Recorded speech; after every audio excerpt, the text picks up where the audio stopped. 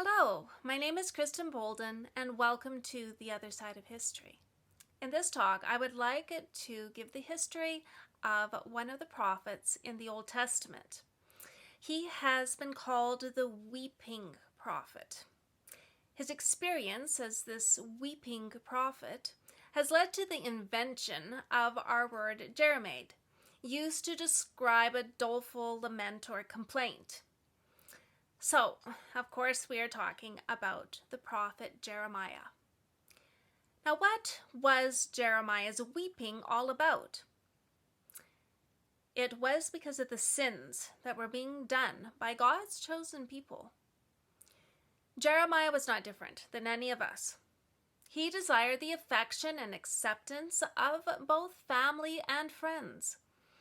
I'm sure he would have rather been loved by the king, princes, priests, prophets, and people of Judah.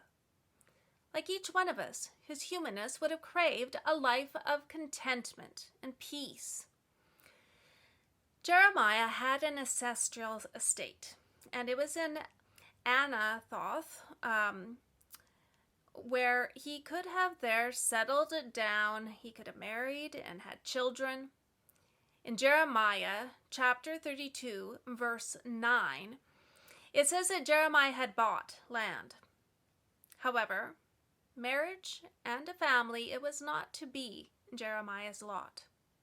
If you open your Bible to Jeremiah chapter 16, verses 1 through 4, it says, "The word of the Lord came also unto me, saying, Thou shalt not take thee a wife, neither shalt thou have sons or daughters in this place. For thus saith the Lord concerning the sons and daughters that are born in this place, and concerning their mothers that bear them, and fathers that begat them in this land. They shall die of grievous deaths. They shall not be lamented, and neither shall they be buried. But they shall be as dung upon the face of the earth. And they shall be consumed by the sword and by famine, and their carcasses shall be meat for the fowls of heaven and for the beasts of the earth." So the prophecy given to Jeremiah was that because of their sins, the Jews, they would be taken into captivity by Babylon. As a result, especially the king, the priests, and the false prophets, they hated Jeremiah. Instead of taking this rebuke from God and turning to him in repentance, they turned against his messenger, who was Jeremiah. Jeremiah did not support the thinking at that time, which claimed that every Jew had a divine guarantee of support and assurance of Yahweh's presence because of their lineage. However, Jeremiah did say that God would forgive their iniquity and sin if they turned from their evil ways. You are able to read that in Jeremiah chapter 36, 2 and 3. It says, "Take thee a roll of a book, and write therein all the words that I have spoken unto thee against Israel, and against Judah, and against all the nations, from the day I spake unto thee, from the days of Josiah, even unto this day. It may be that the house of Judah will hear all the evil which I propose to do to them, that they may return, every man from his evil way, that I may forgive their iniquity and their sin." The king of Judah at this time was Jehoiakim, and he was a very wicked king. He had revived the pagan worship amongst the Jews in Judah, and it was being supported and carried out by every member within the family unit. Now, Jeremiah chapter 7, verse 18 says, "The children gather wood, and the fathers kindle the fire, and the women, they knead their dough to make cakes to the Queen of Heaven, and to pour out drink offerings unto other gods, that they may provoke me to anger. Now, I don't know exactly how God's people were led into this pagan kind of worship, but I think it was probably done quite subtly at first. There did seem to be an appeal for an active participation by every member of the families there in Judah to participate in this pagan worship. By participating in this pagan worship, Judah would have felt united. The families in Judah would have also come to think of this pagan worship as their own. What was not being thought about was, however, it was that this worship was not what Jehovah had given for his people. If the Jews thought that they were still worshiping Jehovah, God let them know through Jeremiah that their pagan form of worship, it made him angry. The worship in Judah got so bad that they were actually doing human sacrifices.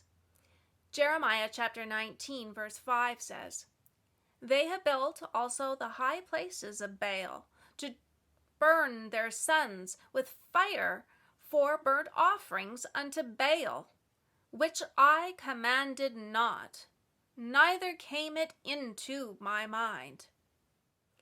In chapter 26 of Jeremiah, we find that it was right at the beginning of the reign there of Jehoiakim that God told Jeremiah to tell of the prediction there of the fall of Jerusalem and also the destruction of the temple.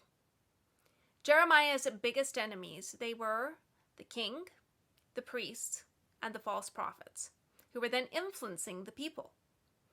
Now, Jeremiah chapter 26 verse 8 says, "Now it came to pass, when Jeremiah had made an end of speaking all that the Lord had commanded him to speak unto the people, that the priests and the prophets and all of the people," note that, and all the people it says, so it's the priests and the prophets and all the people, took him, saying, "Thou shalt surely die."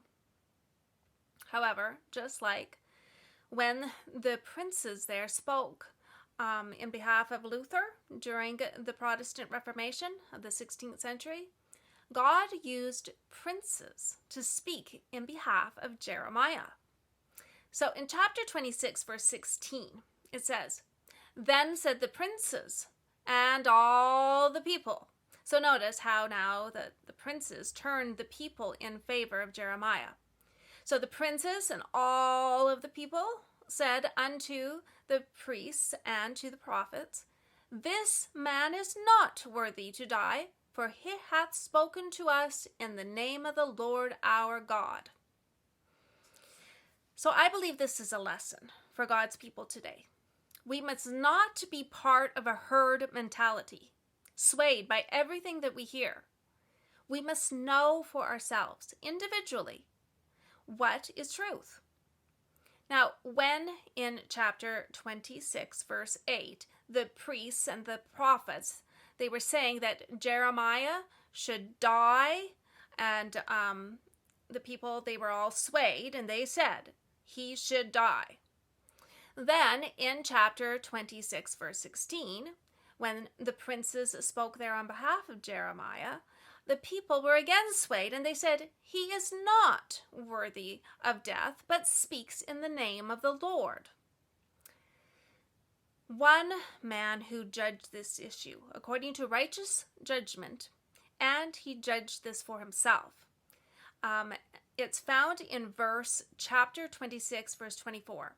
And here we find this man who says, it says, "Nevertheless, the hand of Ahikam, the son of Shaphan, was with Jeremiah, that they should not give him into the hand of the people to put him to death."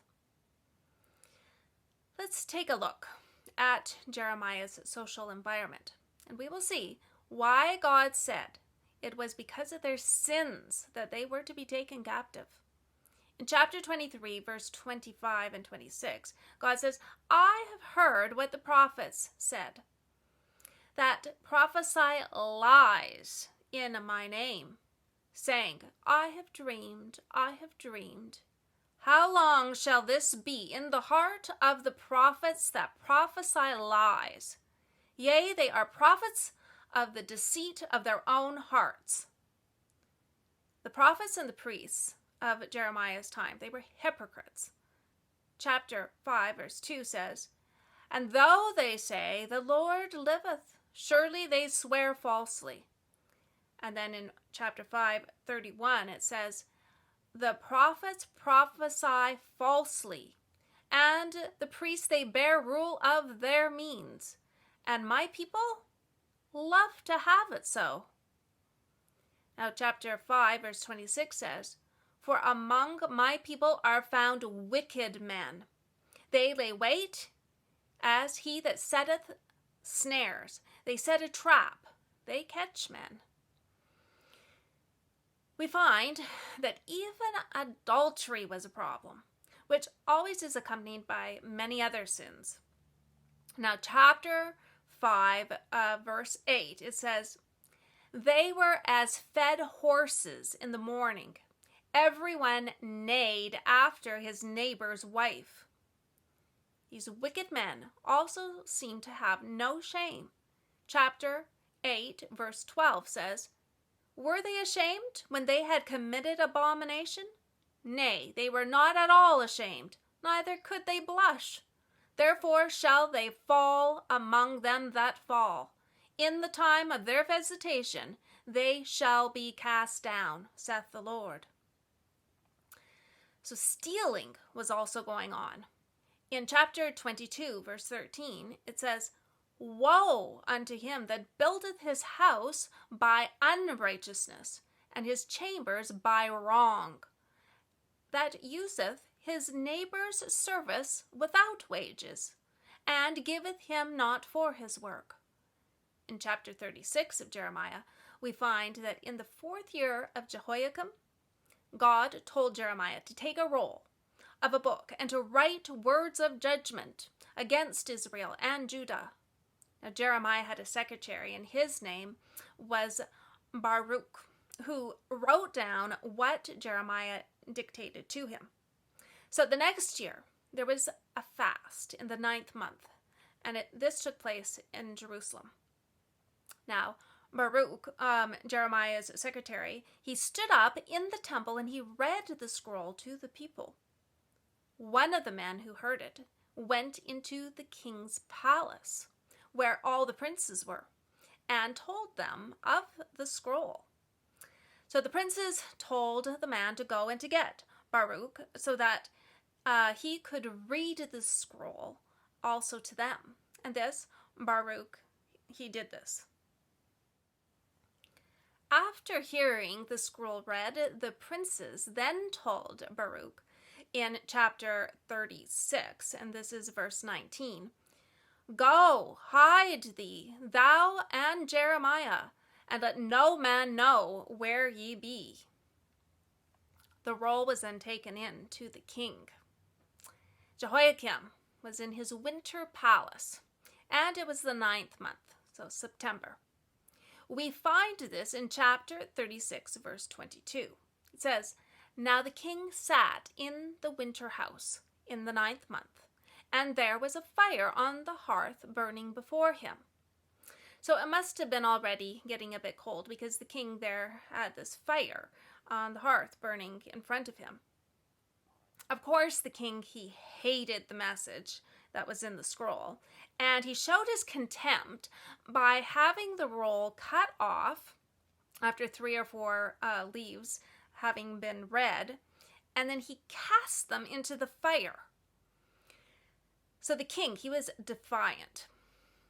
In chapter 36, verse 24, it says that they were not afraid, nor rent their garments, neither the king nor any of his servants that heard all these words.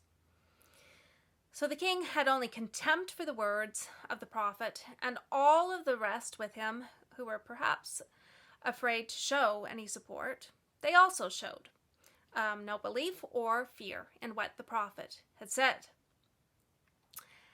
At the time that Jeremiah was given the prophecy that the Jews would be taken into captivity, Assyria and Egypt, they were the ones actually competing to be the master of the world. Babylon had not yet risen to world dominance. However, God, who knows the future, he told Jeremiah to tell Jehoiakim that because of their rebellion and sins, that Judah was going to be taken into captivity by Babylon. He even named the name of Nebuchadnezzar, the Babylonian king, who would take them there into exile. And he called him, this pagan king, his servant. And we can read that in chapter 27, verse 6. And now have I given all these lands into the hand of Nebuchadnezzar, the king of Babylon, my servant, and the beasts of the field have I given him also to serve him. One must obey God's prophets to prosper. And Jehoiakim, after rejecting Jeremiah's message there, he was caught in a political whirlpool, and it pulled him under, and he was destroyed. Jeremiah's personality seemed to be actually kind of quiet and sensitive. And he was at first perhaps even fearful to accept this task of being a prophet. His job as a prophet was that he was set against all that were in apostasy there in Israel, and that was the majority. Yet God promised that he would be there with Jeremiah and deliver him. Now, the story of Jeremiah and his prophecies, they pertain to us also today. Now, 1 Corinthians chapter 10, verse 11, it says, "Now all these things happen unto them for ensamples, that they are written for our admonition, upon whom the ends of the world are come." So the lessons that are found in the book of Jeremiah, they're also for us today. What we learn from the story of Jeremiah is that God is a God of action. He builds up and he tears down. We also learn that it does not always appear that good men prosper and bad men suffer for their badness.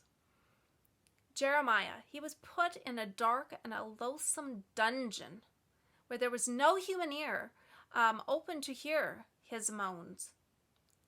Yet dungeon walls could not cut off the communication between his soul and Christ.